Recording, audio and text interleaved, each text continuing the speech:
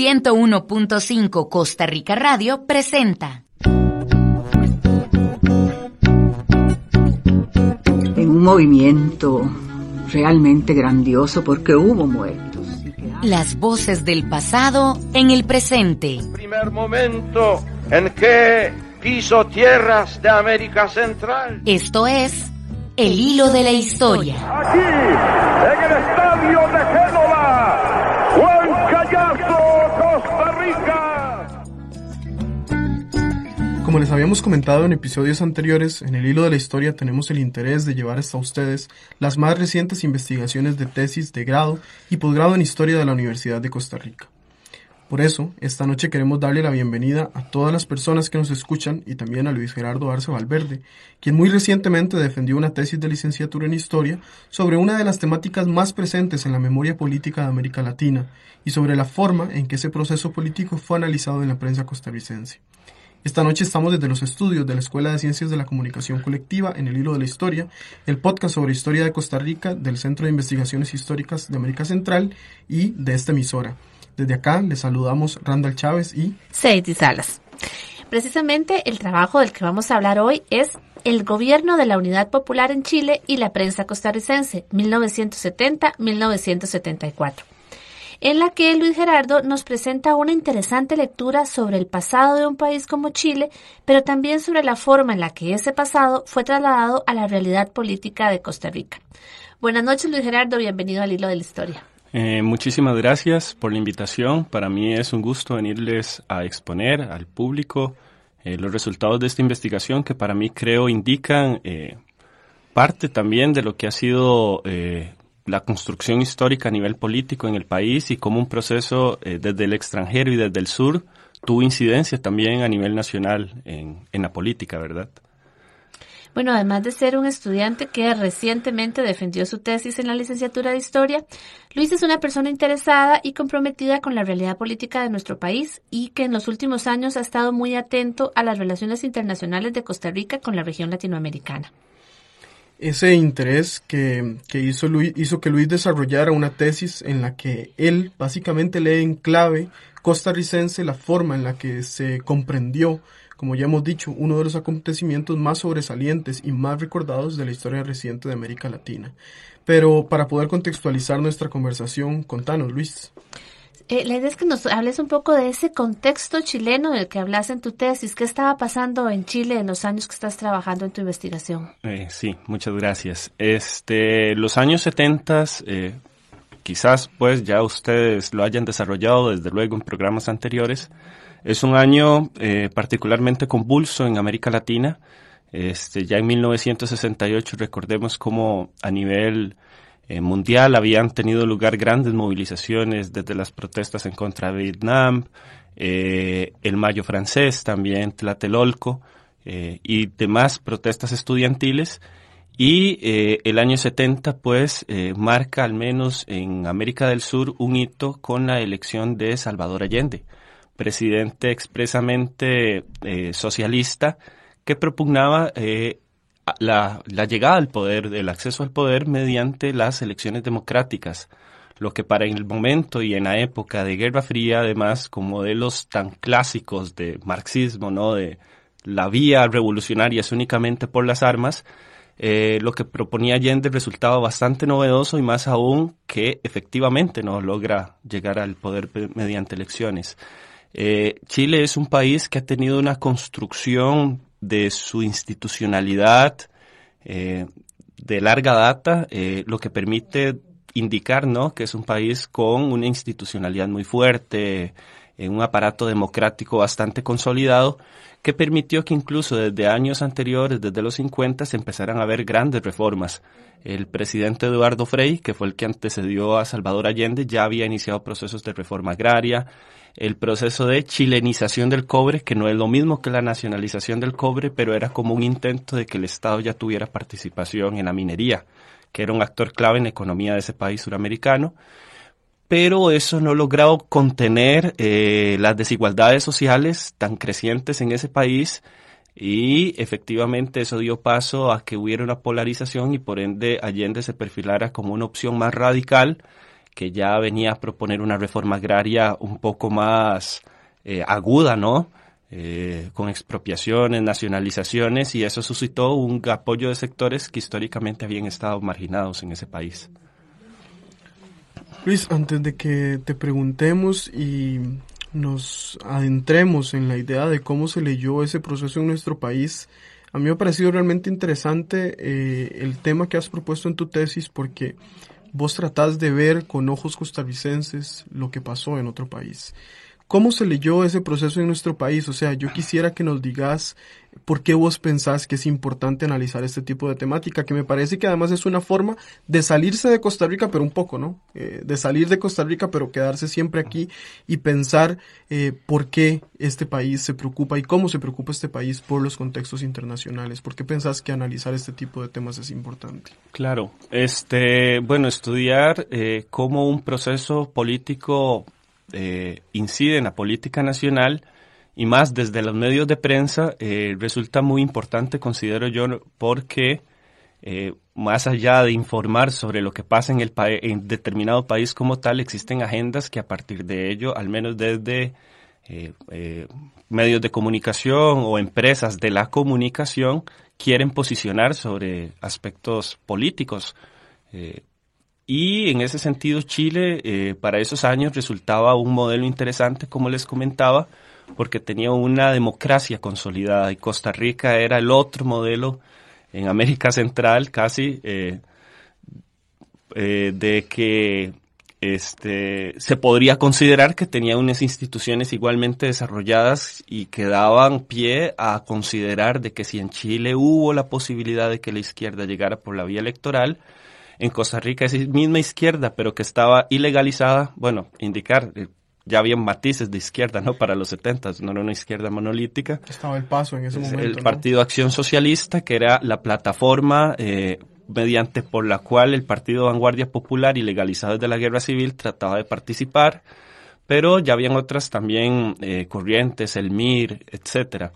La vía chilena al socialismo mediante elecciones generó y suscitó reflexiones en la prensa desde distintos puntos de vista, desde aquellos que veían en el gobierno de Salvador Allende la puerta, comillas, a la cubanización. Ahí se metía incluso otro proceso, convergen procesos entre sí, y el miedo y el temor a la expansión del comunismo en el contexto de la Guerra Fría, precisamente. O sea que Chile en aquel tiempo era como la Venezuela de nuestros días. De nuestros días, efectivamente, era noticias abundantes sobre un país que estaba muy largo de nosotros, pero que era muy frecuente hallar noticias sobre lo que allí pasaba, desde aquellas que tenían un abordaje más objetivo. Destaco allí, por ejemplo, el papel que tuvo Semanario Universidad durante la lectura de todo ese proceso político, que creo fue bastante objetiva y logró posicionar lo que otros medios no hicieron, como fue, por ejemplo, intervención de los Estados Unidos y compañías extranjeras.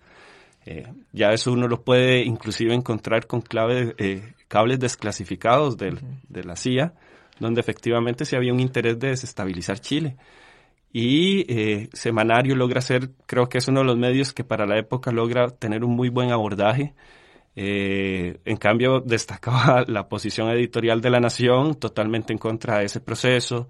Lo veía más bien como un peligro, como un riesgo, y desde luego habían distintas aristas en los abordajes discursivos, desde planteamientos más religiosos, ¿no? Con el temor de que, nuevamente, que Chile iba a sacar de sus instituciones precisamente democráticas y consolidadas la figura de Dios, o por ejemplo los debates que planteaban que lo que pasaba en Chile no era marxismo porque no fue por las armas. En fin, fue un proceso que sí tuvo incidencia a nivel nacional y que hizo que distintos grupos se pronunciaran y utilizaran lo que pasaba allá para posicionar agendas acá también. Como les digo, las cuestiones de las nacionalizaciones, que para los 70, recordemos, quien estaba en el poder era José Figueres Ferrer, y él mismo había emprendido en algún momento nacionalizaciones, ¿verdad?, de instituciones importantes, y todos estos debates daban pie a que, por ejemplo, se dijera de que Figueres estaba más asociado al comunismo, utilizando esta misma retórica anticomunista, reitero, enmarcado en la Guerra Fría. Los soviéticos decían que era gente de la CIA y los gringos decían que era gente de los soviéticos. Correcto. Y ahora vos estabas viendo, bueno, todo esto que nos hablas también es como sobre el proceso chileno, todo el proceso de la llegada a la Unidad Popular, pero también el golpe de Estado. Y también en el golpe de Estado encontraste esos discursos, digamos, como a favor, y algunos podían justificarlo. Claro.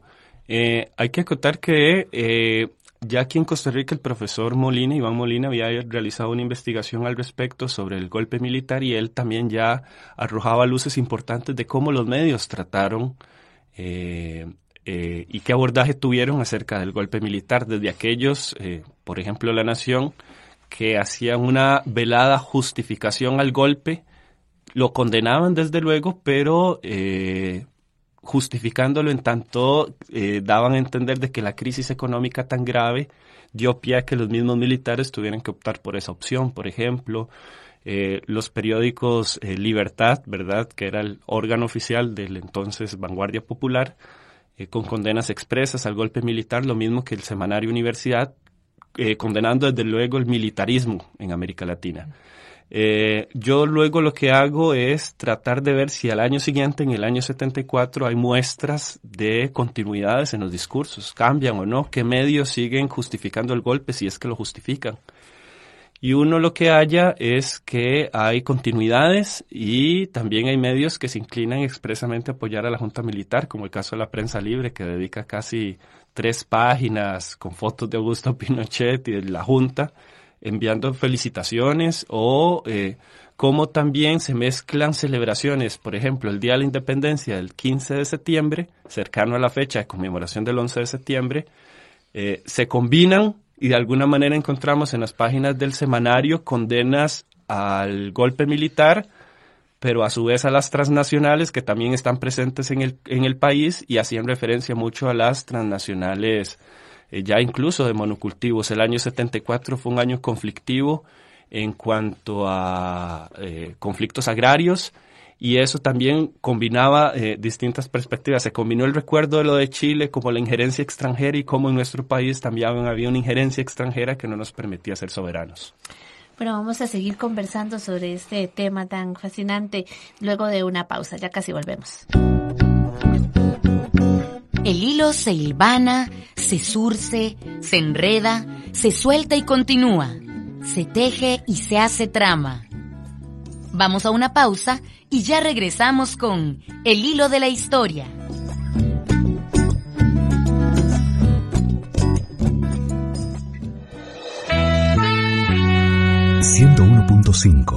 Costa Rica Radio. La historia se teje en cada acto. Resultados de la segunda votación para presidente y vicepresidente de la República. Mira, culpa no era, mira ni dónde estaba ni cómo vestía. The Japanese have attacked Pearl Harbor, Hawaii from the air. Conversamos sobre la trama del tiempo en El hilo de la historia, todos los jueves a las 9:30 de la noche. El hilo de la historia es una producción del Centro de Investigaciones Históricas de América Central de la Universidad de Costa Rica y 101.5 Costa Rica Radio.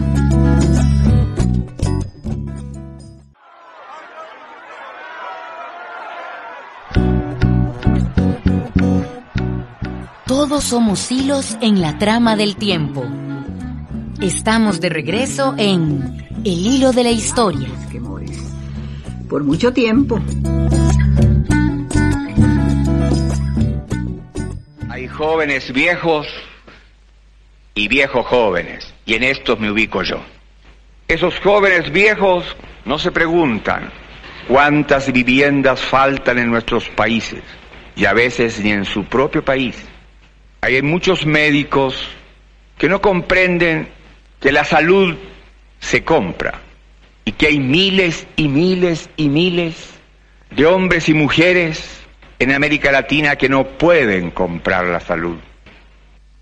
De igual manera que hay maestros que no se inquietan, que haya también cientos y miles de niños y de jóvenes que no pueden ingresar a las escuelas. En América Latina Hay más de 30 millones de cesantes absolutos y la cifra se eleva por sobre 60 millones, tomando en consideración aquellos que tienen trabajos ocasionales. Para que termine esta realidad brutal se requiere un profesional comprometido con el cambio social. Se necesitan profesionales que no busquen engordar en los puestos públicos, en las capitales de nuestras patrias.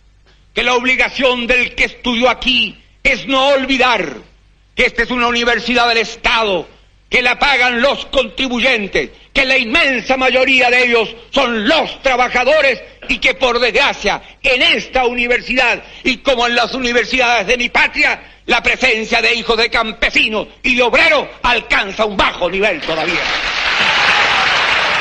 Bueno, estamos de regreso en El Hilo de la Historia, el podcast del Centro de Investigaciones Históricas de América Central. Hoy estamos conversando con Luis Gerardo Arce Valverde, quien muy recientemente defendió su tesis de licenciatura en Historia sobre un tema que nos saca de Costa Rica y nos pone a pensar en clave latinoamericana y global, pero también sin perder esa mirada costarricense. El gobierno de la Unidad Popular en Chile y la prensa costarricense 1970 a 1974. Luis, de tu tesis me llamó mucho la atención que vos ubicás algunos momentos clave para comprender el surgimiento de opinión sobre Chile. Es decir, vos ubicás temáticas que causaron mucha más atención en la prensa, ¿no? ¿Cuáles eran esas temáticas que vos encontrás que eran más importantes y por qué esas temáticas se colocan también en la prensa nacional sobre algo que estaba pasando a tanta distancia de nuestro país? Claro, yo lo que hago en la investigación es hacer una sistematización de las fuentes, es decir, de los distintos periódicos y ver momentos álgidos y dónde fue que se generó más noticias y a partir de allí ver por qué esos momentos suscitaron más atención en la prensa. A partir de ahí estructuro los distintos capítulos también en concordancia con la periodización, ¿no? El periodo, es decir, respetando un poco los años de la gestión del gobierno de la Unidad Popular y viendo esos momentos álgidos. Y uno encuentra que, por ejemplo, desde la asunción de Allende mediante las elecciones, bueno, él no logra alcanzar primero la mayoría, sino que el Congreso tiene que ratificarlo. Entonces, eso hizo que durante unas semanas en Costa Rica se generara una tensión sobre lo que allí estaba pasando, porque a todas luces había quedado de manera evidente que ya a la izquierda, la Unidad Popular, ¿verdad?, que era una unión de partidos también de distintas tendencias, participaban desde los comunistas hasta los socialistas, hasta el ala más socialdemócrata, etcétera, que esa conjunción de partidos ya había logrado una mayoría y en ese periodo se generaron bastantes noticias, ¿no? Lo que comentaba, hasta qué tanto es posible ceder la institucionalidad democrática a los marxistas, como cito, ¿no? Como mencionaban algunos medios, a los marxistas que ellos mismos van a descomponer la democracia. A pesar de que ellos habían ganado por vías democráticas. Por vías democráticas, o los discursos que más bien lo colocaban como un ejemplo. Tal es el caso del periódico Libertad, de Vanguardia Popular, e incluso el semanario Universidad, que lo reconocía como un proceso casi que de avanzada en un país que seguía arrastrando grandes índices de pobreza y de mucha inequidad. Y también destacar la posición del eco católico que yo comentaba también en la defensa de tesis, tenía que ver, creo, y eso es lo que me deja más evidente, con la posición del entonces director del eco católico, quien era el padre Armando Alfaro. ¿Vos pensabas que ahí los comunistas iban a salir diabólicos? Sí, yo creí que iban a salir retratados más bien como lo peor y parece que el padre Armando Alfaro, desde el eco católico, sí trata de ubicar el proceso chileno. No digo que de manera muy favorable al 100%, pero sí al menos... con una posición menos ideologizada. Menos ideologizada e incluso mucho más objetiva que La Nación u otros medios, reconociendo que suponía un proceso de avanzada para el otorgamiento de derechos a poblaciones muy excluidas. Esos momentos claves, como les digo, es la asunción, como les decía, la llegada de Allende al poder. Luego ubico también las relaciones con Cuba. Chile abre relaciones con Cuba, es el país que nuevamente entabla relaciones con Cuba, y eso genera también una oleada de opiniones en Costa Rica, ya indicando de que Chile iba a terminar igual que Cuba y que Costa Rica tenía que cuidarse de ello. Cuidarse de Fidel Castro. También. Cuidarse de Fidel Castro. No podemos dejar de enmarcar todo este proceso en la Guerra Fría, ¿verdad? La Unión Soviética por un lado, Estados Unidos por otro, y todos los demás países en medio. En ese ajedrez político, ¿verdad? Entonces sí era muy claro que el mundo estaba totalmente partido en dos, ¿no? Eran una posición bipolar del mundo. Estaban los comunistas versus los capitalistas, Estados Unidos versus la Unión Soviética. Y se acabó. Y a partir de allí, todo lo demás se acomodaba a partir de eso, ¿no? Uh-huh. Entonces sí, el proceso cubano, pese a que no es algo que estudio, sí o sí tengo que mencionarlo, y lo menciono porque también está relacionado con Chile, porque hasta la misma Cuba entra a reflexionar y a meditar si era viable también el socialismo por vía democrática, tanto así que Fidel se va a Chile un mes, y eso genera también noticia aquí en Costa Rica. Ya ven, es evidente, ya Fidel viene. Y Fidel más bien andaba viendo cómo era posible la experiencia, sí. Uh-huh. Tuvo incluso discusión con Salvador Allende hasta qué tanto era posible y qué tan flexible era que no le dieran lo que sucedió, ¿no? Un golpe militar. Uh-huh. También ubico luego otro momento álgido, ¿no? Es la nacionalización del cobre. Recordemos que Chile, por su geografía, cuenta también con grandes yacimientos de este mineral, el cobre, y es el país que más tiene reservas, ¿no?, de cobre. Anterior a Salvador Allende ya se había iniciado un proceso de tratar de adquirir por parte del Estado acciones, ¿no?, en empresas. La mayoría eran norteamericanas. Y cuando llega Salvador Allende, por consenso de todos los partidos políticos, incluso hasta de la misma derecha de la oposición, se nacionaliza el cobre el 11 de julio de 1971. Es muy curioso, porque a pesar de que en Chile hubo el consenso para la nacionalización del cobre, aquí en Costa Rica lo veían como sumamente terrible, espantoso, pese a que la misma derecha en Chile había dado el apoyo para ello. Pero es que todo hacía repercusión con las dinámicas nacionales que se estaban viviendo, claro, y probablemente con los intereses. Claro, y desde luego, como les comentaba, Figueres estaba en aquel momento en Costa Rica en el poder, ya él anteriormente había ejecutado nacionalizaciones e incluso, si mal no recuerdo, también dentro de la investigación lo señalo, él llega también a nacionalizar, creo que el muelle de Quepos en el año 72. Uh-huh. Es decir, era un presidente que no era de izquierda, era la socialdemocracia de liberación de esos años, que nacionalizaba. Y desde luego en Costa Rica también, aparte del miedo latente a que los comunistas eventualmente pudieran crecer, también existía el riesgo mayor de que era que el entonces presidente nacionalizaba. Y era un riesgo también para la oligarquía costarricense, pero era muy curioso cómo a la vez el mismo Figueres jugaba con el discurso anticomunista, entonces era un doble rol. Luis, a mí me llamó la atención que una de las principales demostraciones, digamos, de rechazo al gobierno de la Unidad Popular fue encabezada por mujeres en el cacerolazo, que eso es lo que vi en tu tesis, y hace algunos días recordábamos el Día Internacional de la Mujer. Tal vez podrías, digamos, aterrizar un poquito también en esta idea. Claro. ¿Y quiénes eran esas mujeres? ¿Y quiénes eran? Claro, es muy curioso también encontrar ya las primeras manifestaciones en contra del gobierno de Salvador Allende, y una de ellas son las marchas de mujeres, las marchas de las cacerolas vacías, porque se trataban precisamente de mujeres, amas de casa, que salían con cacerolas representando que no tenían comida en sus casas, haciéndolas sonar. Y estas marchas, me comentaba, por ejemplo, ayer en la defensa de la tesis, la compañera Sofía Cortés, ¿no?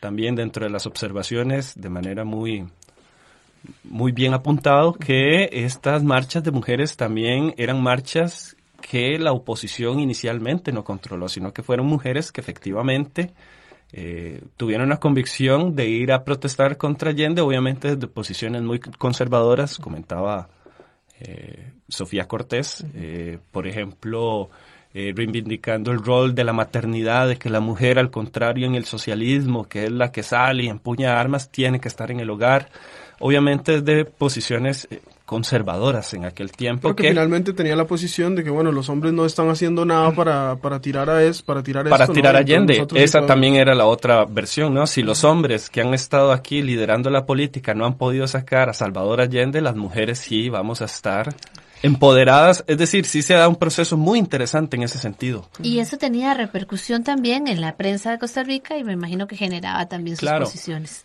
Es muy interesante porque también durante los años 70 Figueres, esto al margen de mi investigación, pero creo que es importante acotarlo, Figueres abre relaciones diplomáticas con la Unión Soviética. Y en Costa Rica hubo grandes movilizaciones lideradas por mujeres también, de sectores conservadores, de sectores más acomodados, que protestaban contra la apertura de la embajada de la Unión Soviética en San José. Entonces también vemos cómo en Chile las mujeres que salían a protestar porque los hombres no echaban a Allende, porque eran ellas las que salían, también eso tenía resonancia en Costa Rica con un proceso en el cual habían mujeres organizadas, así como también la derecha tenía sus plataformas de mujeres, estaban las mujeres obviamente progresistas y de izquierda que tenían posiciones totalmente contrarias a las otras, desde luego. Yo creo que también esto nos habla un poco de la amplia agenda, ¿no? Que tienen los sectores sociales, que tenían los sectores sociales en el siglo XX y que las mujeres estaban profundamente incorporadas. Incorporadas en los años 70, desde luego en las discusiones y en la participación. Eso también uno lo puede ver en la misma prensa, ¿no? Como les digo, era muy curioso encontrar estas alocuciones de que la mujer aún no debía salir del hogar desde los sectores conservadores, claro, y que cómo era posible que la izquierda le diera la posibilidad a la mujer de empuñar un arma si su rol únicamente es de madre, desde luego, ¿verdad? Y bueno, también en ese contexto, pues Chile aún en los 70s era muy conservador y su legislación en términos de género era mucho más conservadora que la costarricense. Desde luego, incluso cuestiones como el divorcio, eso se adquiere muchísimos años después. Y sí, eso marca desde luego bastante. Y no sé si para mencionarles otro de los hitos quizás o de los momentos culmen es las elecciones del 73. En Chile hay elecciones legislativas en 1973 y todo el mundo esperaba que por la seria crisis al gobierno de la Unidad Popular más bien saliera peor y que por ende en la Cámara de Diputados la oposición lograra tener una mayoría que le permitiera iniciar un proceso legal de destitución contra Allende. Eso no sucedió, la Unidad Popular no salió tan mal, obtuvo un 44%, si bien no obtuvo mayoría, creció respecto a su elección presidencial, lo que mostraba algún apoyo sostenido. Eso derivó desde luego en tensiones para que el ejército y otros sectores ya plantearan en estrategias ya de golpe militar y de otro tipo. Se puede indicar, creo yo, que ese periodo de las elecciones aquí en Costa Rica también generó bastantes noticias porque se decía que ya se cometió un fraude electoral y que aquí Figueres, así como en Chile, Allende había hecho fraude en las elecciones del 73, Figueres podría ser no necesariamente él, pero sí Liberación Nacional. Reitero, todo enmarcado en el discurso anticomunista, donde aquí en Costa Rica lo mejor y más fácil desde las campañas políticas era tildar de comunista al opositor y el otro también le tildaba de comunista al otro, ¿verdad? Tener una cuestión. Bueno, precisamente sobre eso y ya para ir aprovechando los últimos minutitos que nos quedan del programa, Luis, yo no puedo ir a hablar de Chile sin que se me vengan a la mente las imágenes recientes de las protestas en Chile, de la agresión policial, de la violencia policial en Chile. Y quería que nos ayudaras con una reflexión sobre lo que una tesis como esta nos dice hoy, también de la forma en la que desde Costa Rica leemos los procesos internacionales, tomamos posiciones de buenos, malos, ¿verdad? Y sobre lo que nos deja una tesis como esta para pensar la Costa Rica de hoy. Sí, cuando yo redactaba la tesis era inevitable estar viendo lo que está sucediendo actualmente en Chile y lo que ha venido pasando, ¿verdad? Desde los últimos meses con el estallido social que tuvo lugar en ese país. Actualmente ya son más de 400 personas que han perdido uno o ambos ojos, lo que lo ubica como el país con los peores casos de lesiones oculares, inclusive por encima del conflicto entre Palestina e Israel. Es realmente lamentable y uno no puede, a pesar de que la tesis es sobre los años 70 y 74, dejar de pensar en clave del presente. Es un país que de alguna forma no ha logrado superar lo que sucedió hace muchos años atrás. Es todavía un estado con fuerte presencia de lo policial, de lo militar, de la primacía de lo militarista, y que eso incide desde luego y deriva en que la sociedad actual en Chile esté sufriendo las consecuencias de una constitución, por ejemplo, que nunca se reformó, que es herencia de un golpe militar. Y leer ese proceso desde acá, tanto en el pasado como en el presente, requiere también de tomar varios elementos, estudiarlos, compararlos, pero sí no dejar de pensar de que ese pueblo aún busca su forma y su manera de hallar justicia, ¿verdad? Lo que quedó truncado en el 73, de alguna forma tenía que estallar en algún momento. Bueno, Luis, con esas reflexiones te agradecemos mucho por habernos acompañado. Muchísimas gracias, les agradezco. Y les recordamos que pueden escuchar este y los otros episodios de El Hilo de la Historia en nuestros podcasts en Spotify y en la plataforma iVoox. Le agradecemos muchísimo a la Escuela de Ciencias de la Comunicación Colectiva de la Universidad de Costa Rica y a Luis Gerardo, pero principalmente a esta escuela donde hemos grabado este episodio de El Hilo de la Historia. Muy buenas noches y hasta la próxima. El Hilo de la Historia es una producción del Centro de Investigaciones Históricas de América Central y 101.5 Costa Rica Radio. El tema musical que nos acompaña es de Wilson Arroyo.